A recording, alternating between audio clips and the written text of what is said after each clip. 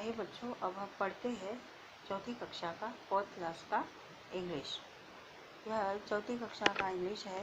यहाँ पर जो पहली पोयम है, पहला जो पार्ट है वह कविता है। पहला माय शैडो। माय शैडो यानी मेरी परछाई। अब इसमें कवि बोलते हैं, यहाँ पर छोटे बच्चे दिखाए गए हैं जैसे वो बोल रहे हैं, I have a little shadow. मेरे पास एक नन्ही परछाई है या छाया है। I have a little shadow. मेरे पास एक नन्ही परछाई है। आगे है, that goes in and out with me. That goes in and out with me. वह मेरे साथ अंदर और बाहर जाती है। And what can be the use of him? और इसका क्या प्रयोग हो सकता है? Is more than I can see. क्या उससे ज़्यादा जो मैं देख सकता हूँ? He is very very like me. वह बिल्कुल मेरी ही तरह है। From the heels of the head. पैर से लेकर ऊपर सिर तक। And I see him jump before me.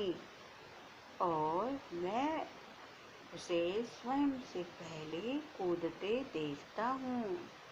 When I jump into my bed. जब मैं अपने बिस्तर पर कूदता हूँ। आप ध्यान से सुनिए और जैसे जैसे मैं बोलती हूँ वैसे ही आपको रिपीट करना है। एक बार मैं फिर से बोलूँगी और वैसे ही आपको बोलना है, तभी आप सीख पाओगे। I have a little shadow. I have a little shadow. मेरे पास एक नन्ही परछाई है या नन्ही छाया है। Let's go in and out with me. वह मेरे साथ अंदर और बाहर जाती है। And what can be the use of them? और उसका क्या प्रयोग हो सकता है? Is more than I can see.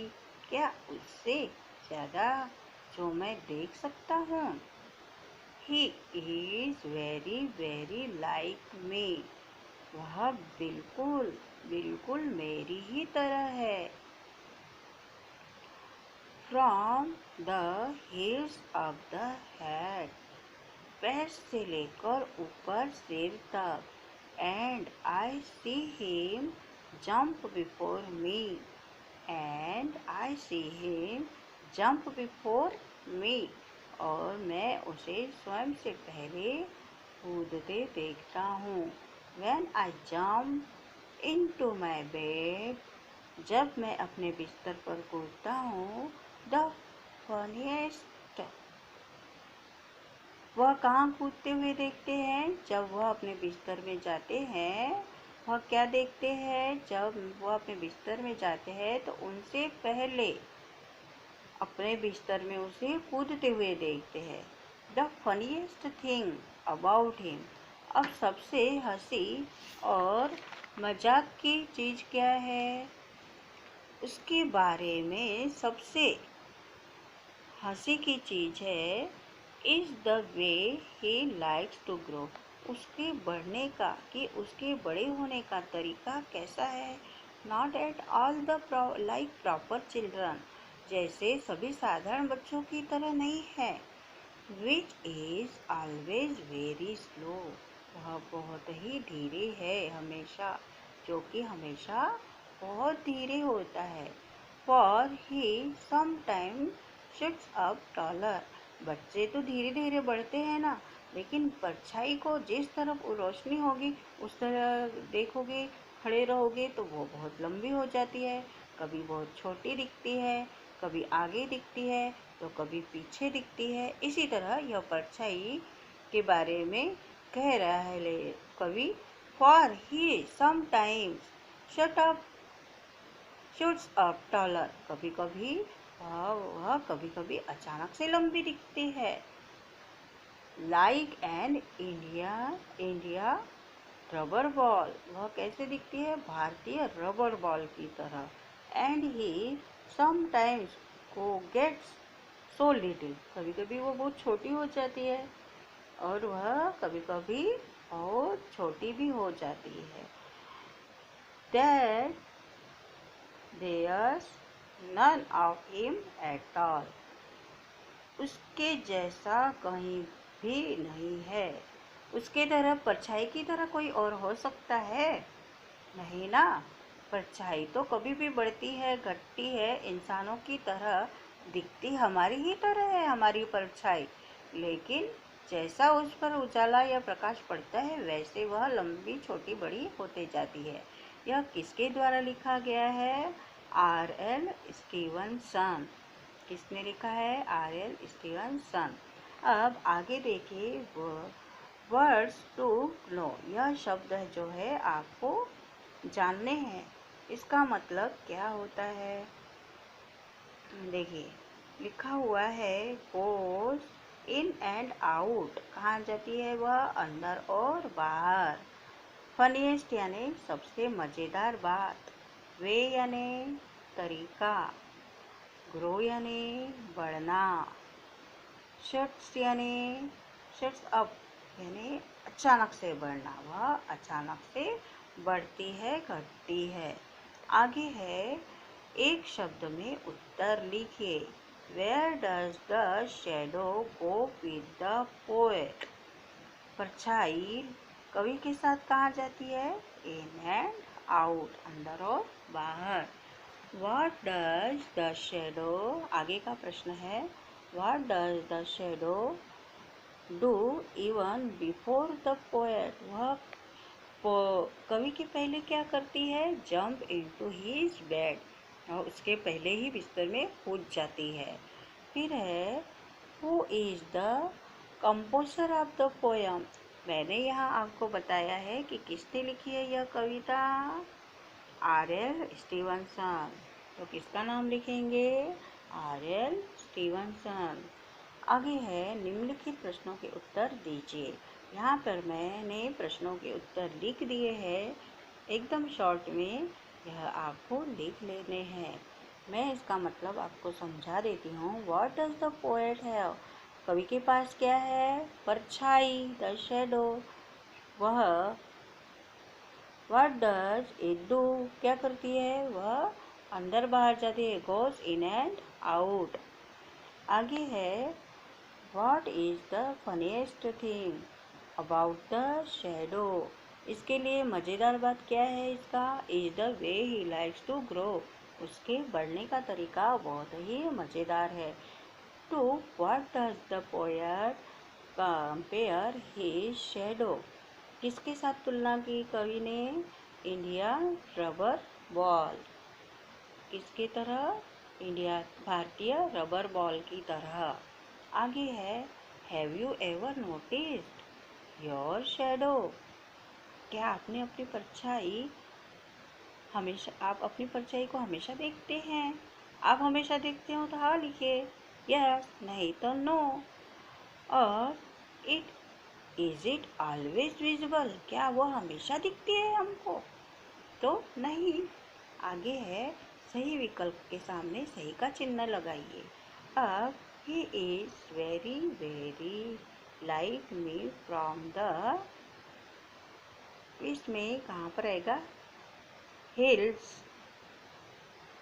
Up to the head, वह पैर से लेकर सिर तक मेरी ही तरह है, इसमें ए में टिक लगेगा। दूसरा है, the dash thing about him is the way he likes to grow, उसका जो रास्ता है वह कैसा है बढ़ने का? फनीएस्ट, इसमें सी में टिक लगेगा। आगे है, and he sometimes gets so dash that there none of him at all, इसमें वी जो है लिटिल में टिक लगेगा सही का। आगे है राइट ट्रू और फॉल्स। ये है ट्रू और फॉल्स। इसमें मैंने टिक लगा दिए हैं। अब देखिए इधर ऐसे ही आपको टिक करना है। और जैसे है the shadow does not go in and out with the poet. क्या वह डज नॉट लिखा है, पर वो तो हमेशा जाती है ना, इसलिए यह गलत। Shadow does not resemble the poet. क्या वह डज नॉट मतलब नहीं दिखती है उनकी तरह, तो यह वो तो पोएट की तरह ही थी ना, परछाई। आगे है the shadow does not follow the poet to the bed. लेकिन बिस्तर में तो वो जाती थी ना, इसलिए यह भी गलत। The shadow grow in a very irregular manner. तो हाँ, उसके बढ़ने का कोई तरीका सही नहीं था, वह कभी भी छोटी हो जाती थी और कभी भी बड़ी, इसलिए यह होगा सही। इरेगुलर यानी सही तरीका नहीं था, कभी भी छोटा होना कभी भी बढ़ना, ऐसा ही है। अब the shadow grows like any normal child. Normal child की तरह वह घटती बढ़ती नहीं थी, वह कभी भी छोटी और कभी भी बड़ी होती थी, इसलिए यह आखिरी वाला गलत होगा। आगे दिया गया है यूज ऑफ आर्टिकल। आर्टिकल यह जो है 3 होते हैं, ए एन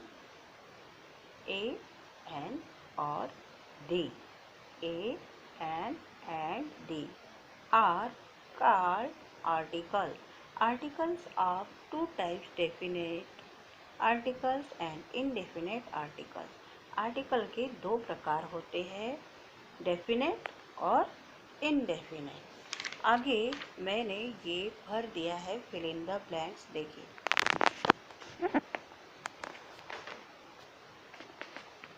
डेफिनेट आर्टिकल और इनडेफिनेट आर्टिकल। जैसे एक वस्तु या एक कोई भी चीज़ के बारे में हमको बताया गया है, कोई भी व्यक्ति हो, वस्तु हो, पदार्थ कुछ भी हो, एक के बारे में बताया गया है, तो हम लोग लिखेंगे ए। अब लिखा है यहाँ पर fill in the blanks with a an और डी। ए एन या द से रिक्त स्थानों की पूर्ति कीजिए। यू आर अ गर्ल, तुम एक लड़की हो। शी हैज़ एन अम्ब्रेला, उसके पास अम्ब्रेला है। तो यह ए और एन कहाँ लगता है? एन लगता है स्वर के आगे में। स्वर अंग्रेजी में कितने हैं? 5 स्वर है। 5 स्वर कौन कौन से हैं? ए, ई, आई, ओ, यू। ये जहाँ भी होगा A N I O you, इसके आगे लगेगा एन। देखो 5 स्वर होते हैं, ये अंग्रेजी के स्वर है। स्वर वॉवल्स, स्वर बोला जाता है इसको, अंग्रेजी के ये वॉवल्स है।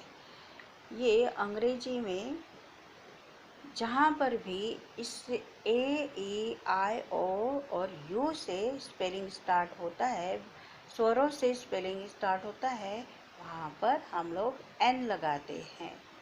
बाकी में एक व्यक्ति के लिए या एक वस्तु के लिए होता है, इसमें हम लोग ए लगाते हैं। ये है इनडेफिनेट आर्टिकल। और यहाँ पर जहाँ पर हमको वस्तु के बारे में निश्चित जानकारी होती है, जो भी जानकारी हमको निश्चित तरीके से मालूम होती है, वहाँ हम दी लगाते हैं, इसलिए द जो है वह डेफिनेट आर्टिकल है।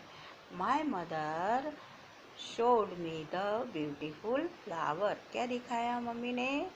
द ब्यूटीफुल फ्लावर, क्योंकि वह सच में उनको दिखा रही है। The cat was catching the rat. बिल्ली ने किसे पकड़ा? चूहे को। The magician was showing magic on the road. Magician किससे अपना जादू दिखा रहा है? द रॉड से। मैजिक जो छड़ी होती है जादू की, क्योंकि यह हमको मालूम है, इसलिए परफेक्ट जो होता है, जो डेफिनेटली होता है, जिसके बारे में हम बोल रहे हैं, डेफिनेटली मालूम है, उसके आगे द लगा है। आगे है निम्नलिखित शब्दों के लिए तुकान शब्द लिखिए। मतलब स्वर में एक समान आने चाहिए, जैसे शैडो, विंडो, मी, ही, जंप, पम्प, बॉल, डॉल। अब ये मैं लिख कर दी हूँ, ये आपका होमवर्क है और इसके आगे आपको अपने से शब्द बनाकर लिखना है। अपने से मतलब ऐसे शब्द आपको स्वरों में मिल जाएंगे, आप किताब में ही ढूंढे यहीं पर।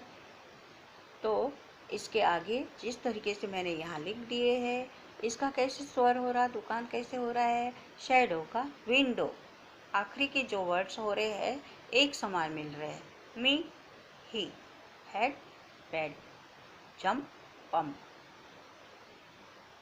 Ball, doll. इस तरह ट्री का क्या आएगा वैसे ही आना चाहिए, आगे आपको ये करना है। आगे देखिए, निम्नलिखित शब्दों से वाक्य बनाइए। अब मैंने यहाँ 3 वाक्य बना दिए हैं, लिटिल, यूज और जंप। ये प्रॉपर और ऑलवेज आपके लिए छोड़ दिया है, ये आपके लिए होमवर्क है, इतना आपको करना है।